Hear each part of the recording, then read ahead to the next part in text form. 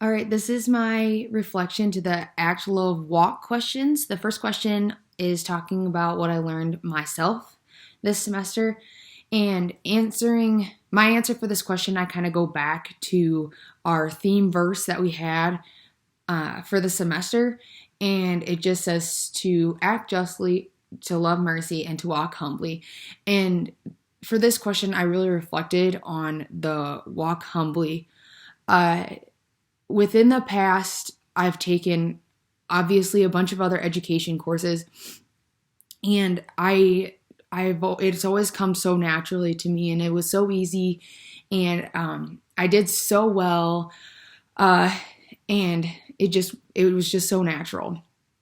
This course, I don't know if it was just kind of I think it was just kind of a combination between I just the fact that I don't really enjoy social studies so much and the transition to online and things like that. I just didn't do as well in this course as in my prior education courses. And I got discouraged about this very early on. And I was getting frustrated with myself and very down on myself. And I just didn't know what to do. But finally, I kind of had to take a step back and realize I'm not perfect, and that means I'm not going to be a perfect teacher either. So this has kind of been an eye-opener for me, just to kind of put into perspective for me that I'm not going to be a perfect teacher, and I am not a perfect student, and that is okay, and that I can only use my strengths and continue to grow in this area, and it just pushes me all the more to work harder and to better myself. So it's definitely humbled me in the sense of knowing that I am not perfect all the way around as a teacher, and I never will be. The next question is talking about what I've learned about online education this semester. I've learned that I'm not a huge fan.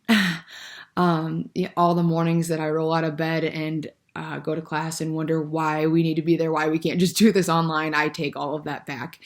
As Starkenberg said in his example video, he needs that face-to-face interaction, and I do too.